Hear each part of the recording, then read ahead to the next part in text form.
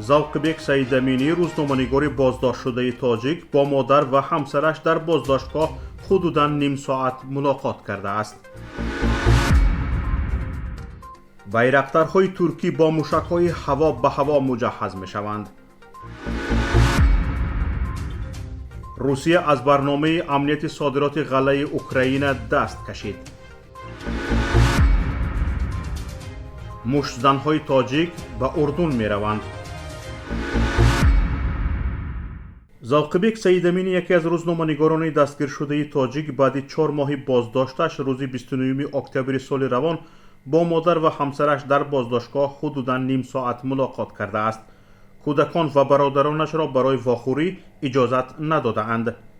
حبیسه یتیمه و مادر زاوقبک سیدامینی به خبرگزاری از پلیس گفته است که از پشت شیشه طریق تلفن صحبت کردیم. سلامتیش خوب بود، یگان نشانه آزار و ضربالت و شکنجه نمی نمود. بیشتر کودکانش را پرسید. با هم از کودکانش و از حال احوال خودمان گفتیم. کمتر چشمانش پرآب شد.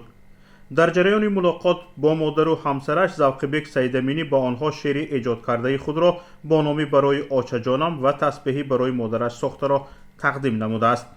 واخوری نخستین نزدیکان زاوقبک سیدامینی در حالی است که او ماه ایول سال روان از جانب کارمندان مقامات انتظامی شهر وحدت بازداشت و دیرتر برای همکاری با حزب نهضت اسلامی تاجیکستان و گروه 24 گمانبر شد. خود او و نزدیکانش همیشه ارتباط یا همکاری با حزب و حرکت‌های ممنوع در تاجیکستان را رد کرده اند. شرکت ترکی بایکار برای مجهز کردن هواپیماهای ضربه زننده با موشک‌های هوا به هوا آمادگی می‌گیرد. طور اینترفاکس با استناد به دیرکتور گنرالی آن هالوک بایرکتار خبر می‌دهد آزمایش‌های داخلدار علیکی ادامه دارند. هالوک بایرکتار گفته که به زودی بایرکتار TB2 و بایرکتار اکینجی ما موشک‌های هوا به هوا خواهند داشت تا نه تنها به هواپیماهای بی‌سرنشین بلکه با چرخبال و هواپیماهای دشمن نیز مقاومت کنند.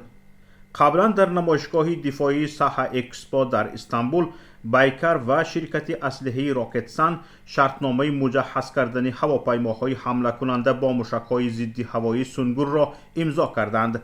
در برابر این مراد اکینجی دیرکتور شرکت راکتسان قید کرد که موشک‌های سنگر کارآمدی خود را در مقابل چرخبال‌ها و هواپیماهای بی‌سرنشین اثبات کرده اند. مجهز کردن هواپیماهای بی‌سرنشین بایرکتار TB2 و بایرکتار اکینجی با چنین موشک‌ها امکان می‌دهد که یک وسیله ارزان پاسبانی هوایی علیه چرخبال‌ها و هواپیماهای بی‌سرنشین از جمله هواپیماهای کامیکادزه ایجاد کرده شود. روسیه در رابطه به حمله اوکراین به کشتی‌های فلوت بحر سیاه که به تأمین امنیت دالان غله مشغولند روز 31 اکتبر جلسه شورای امنیت سازمان ملل متحد را درخواست کرده است.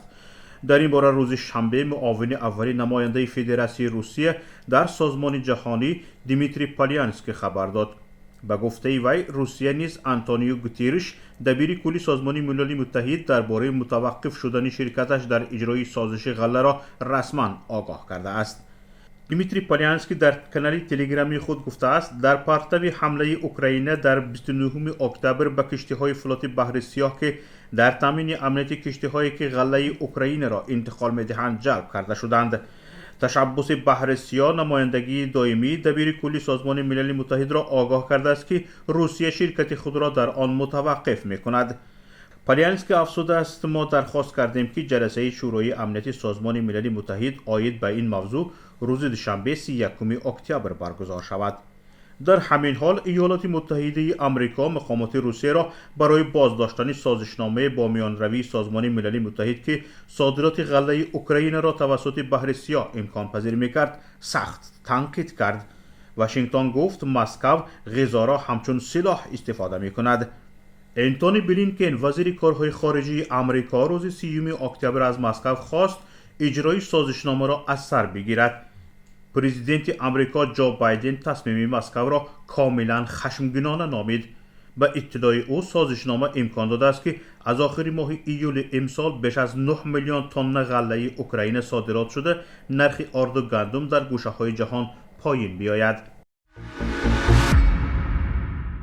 پگاه در عمان پایتخت اردن قهرمانی آسیا آید به باکس میان مردها و بانوان آغاز شده تا 12 نوامبر ادامه می‌یابد. برای اشتراک در آن ورزشکاران 30 دولت قاره درخواست داده اند.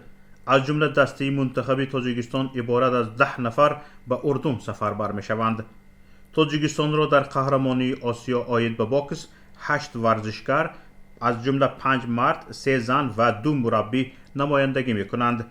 محاربه ها در دوره های مقدماتی و چهارک فینال از 1 تا 7 نوامبر، نیمه فینال از 9 تا 10 نوامبر و فینال از 11 تا 12 نوامبر به نقشه گرفته شده اند.